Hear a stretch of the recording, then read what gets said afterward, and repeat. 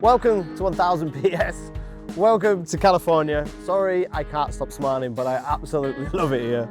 And I absolutely love Triumph's new Speedmaster for 2026.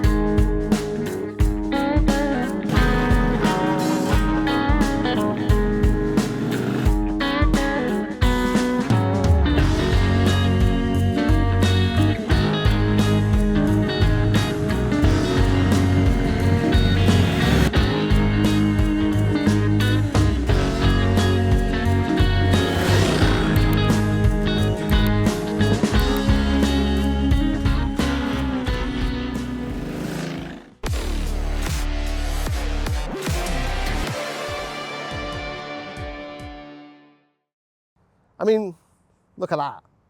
Is there ever a bike that screams California to you?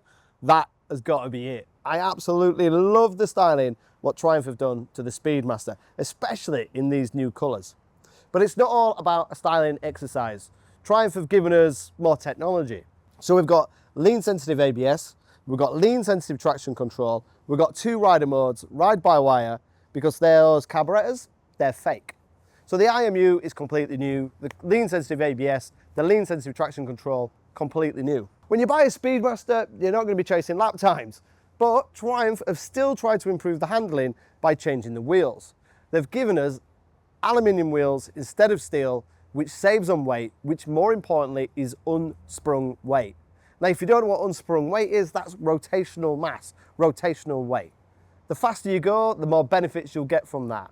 When we're talking about race bikes, we can cut lap times, but on this type of bike, it's essentially making it easier to go from one angle to the other. So it just makes that transition easier because when the wheels are turning quickly, we've got less rotational mass.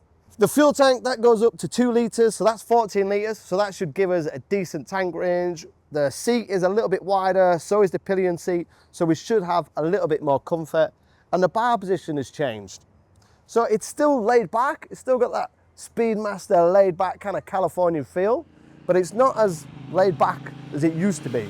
Before, the bars felt a little bit vague at times. They were a little bit too far back.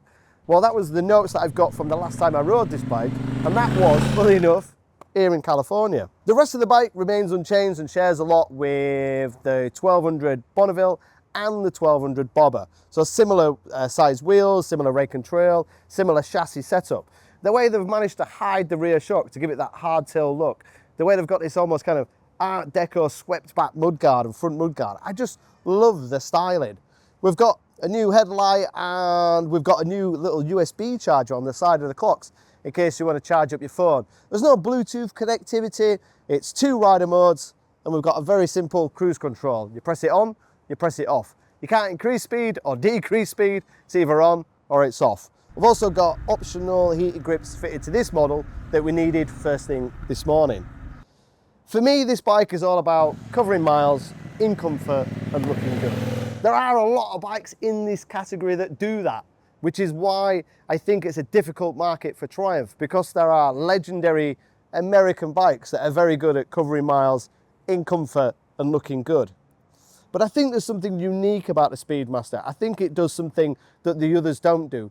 They're modern bikes that look modern, where this is a modern bike with modern rider aids that looks like something from maybe the 1920s or 30s.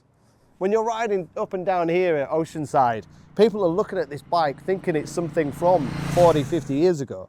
I don't think they realise that it's got lean sensitive traction control and lean sensitive ABS, rider aids that guys who rode these bikes back in the day would have only ever dreamed of. There's limitations for sure. It's 265 kilograms. The pegs will eventually start to tickle the road when you start to ride it aggressively. The brakes are Brembo items, but they're not amazingly strong, but they're sufficient. To be honest, I was using the back brake more than the front brake. But if you're starting to complain about ground clearance, if you're starting to complain about having to force the bike to turn whilst trail braking to the apex, then you've bought the wrong bike. This is about covering miles, in comfort and looking cool. And I think it does that.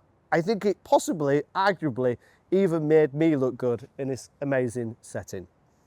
What we need to do at 1000 PS is to do a group test. And I'm sure the guys are already ferreting away, trying to find the American competition, maybe competition from Japan, maybe competition from Moto Guzzi and BMW. There's a lot of bikes that make you feel good, look good, are comfortable and are great at covering big miles. But this is a big step for Triumph to give us a more advanced but still cool looking Speedmaster for 2026. For 2026, Triumph have relaunched their classic range and given the majority of the bikes that you see behind us a kind of fresh bit of technology and a few design tweaks. So I'm going to run you through each individual model very briefly and kind of give you an idea of what to expect should you take one for a test ride or even purchase.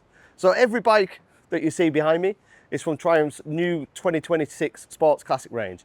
Every bike has got new headlight, but more importantly, every bike has got an IMU. Essentially, that means we've got lean sensitive traction control and lean sensitive ABS on all of the classic range now for Triumph for 2026. So let's start off quickly with the Speedmaster. This is essentially the laid back custom cruiser from Triumph. For this year, we have a bigger fuel tank, we have lighter wheels, and we have the 6-axis IMU. If you want laid back cruising, that's your one. Moving on to the Bobber, it has a very similar chassis to the Speedmaster based on the looks of bikes from the 1920s, 1930s. It looks like it's got that hardtail rear, but we've got lighter wheels like we have on the Speedmaster. We've got the same large fuel tank that we have on the Speedmaster. We've got a few little design tweaks and we've got cornering ABS as mentioned previously. Both bikes are the same price at just under 14,000. So you're going to have comfort cruising or you're going to have Bobber kind of retro cruising. Moving on to the Scrambler 900. Big changes for the Scrambler 900. Speedmaster and Bobber are both 1200. This is 900. Complete new suspension, front and rear, new swinging arm, different wheels, different changes cosmetically. Based on the kind of bike that Steve McQueen rode on any Sunday, it's designed to look like an off-road bike, but not actually be an off-road bike. It's more of a design than actual off-road. But 19-inch front wheel, fits some knobbly tyres, you can take it down a gravel road. Really fun, enjoyable to ride. Two options with Bonneville's, the T100 or the T120. Essentially, that's the 900, the same engine you find in the Scrambler, and the T120 is the 1200 parallel twin, again that you've seen on the Speedmaster and the Bobber. As we've mentioned, both have got lean sensitive ABS, lean sensitive traction control and multiple rider modes. The faked carburetors, the faked air cooling, that's water cooled with fuel injection.